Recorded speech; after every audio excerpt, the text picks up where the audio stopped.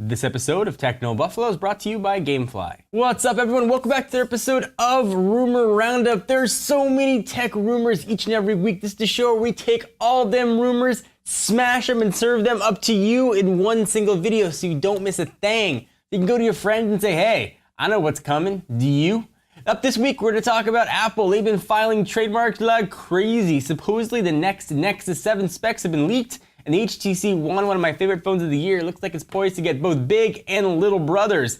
And last, but definitely not least, a 20 megapixel Sony phone might be coming soon. This is Rumor Roundup. Let's go ahead and start rounding up.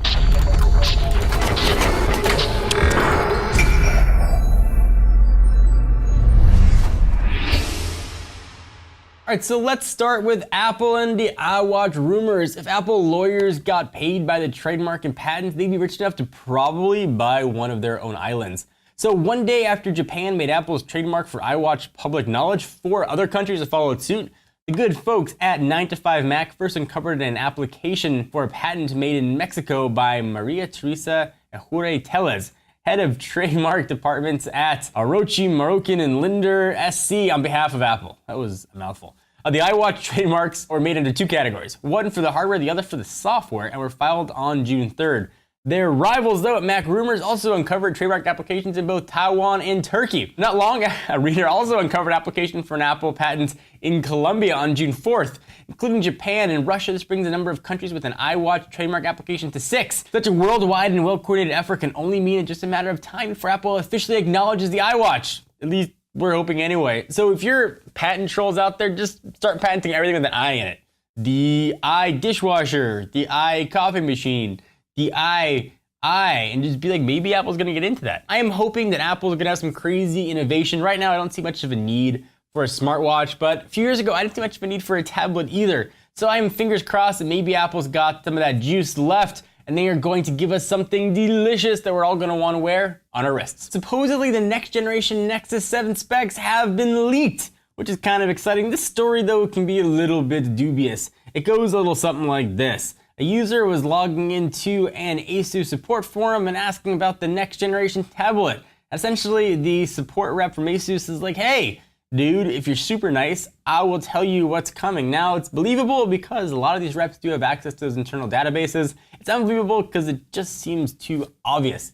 Like, hey, I was on with Apple support and I asked about the 5S. They told me everything. And they also said 17 color iPhones are coming. So according to the rep, the device will sport a 7-inch display with a full HD resolution now. So that's kind of nice. We're bumped up to 1080p. Being powered by a Snapdragon 600 quad-core CPU, 2 gigs of RAM, 32 gigs of internal storage, 5 megapixel rear camera. Nice to have a rear camera on there. Android 4.3, a 4,000 milliamp hour battery, Bluetooth and all the rest of that stuff. I love the Nexus 7, and I love its big brother, the Nexus 7 squared? It can't be Nexus 8. One of my favorite phones of, well, really ever, the HTC One, looks like its family is gonna get a little bit bigger. There's been plenty of speculation surrounding the rumored HTC One Mini, but according to a leaked document from European retailer O2 Germany, a phablet-sized HTC One Max may also be in the works. So the HTC One Mini is expected to launch in Q3, and O2 Germany recently claimed that the handset would be available starting on August 3rd. The handset will likely run Android 4.2.2 Jelly Bean, though it's unclear if it's going to come with HTC's latest Sense 5 UI, the flagship One's quad-core processor, or that funky IR blaster. One of the devices that I really want is a phablet version of the HTC One. Looks like the HTC One Max, previously leaked as the T6, supposedly is going to feature a 5.9-inch full HD display, a 2.3 GHz quad-core Snapdragon 800 processor, so that's 200 better than the 600, 2 gigs of RAM, 3,300 mAh battery, boom sound speakers, the ultra-pixel camera, and a stylus. It may also run Android Keyline Pie, suggesting its release date may still be very, very far off.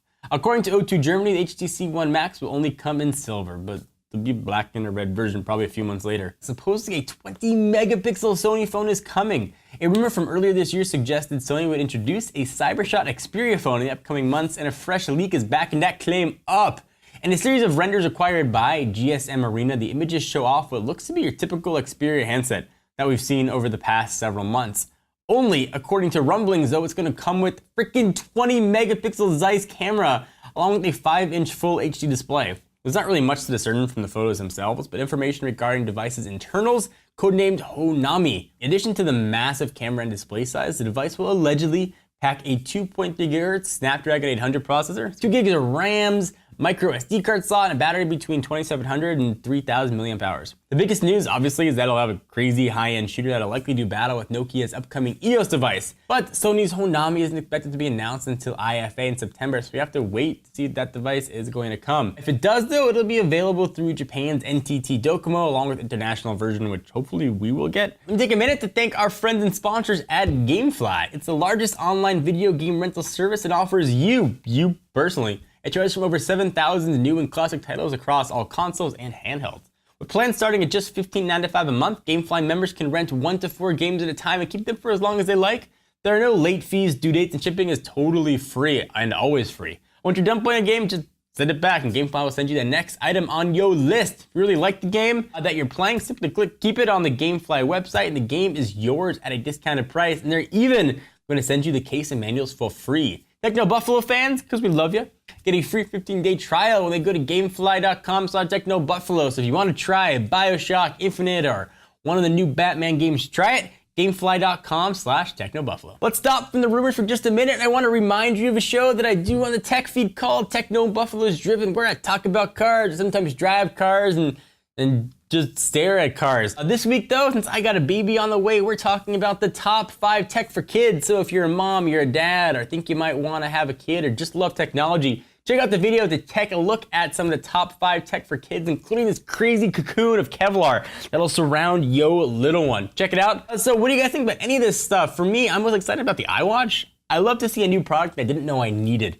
And I'm hoping that we're gonna see that very soon. Leave your comments down below. Please give the video a thumbs up. We most definitely appreciate it. I'm John Rettinger from Techno Buffalo. I'll see you next video.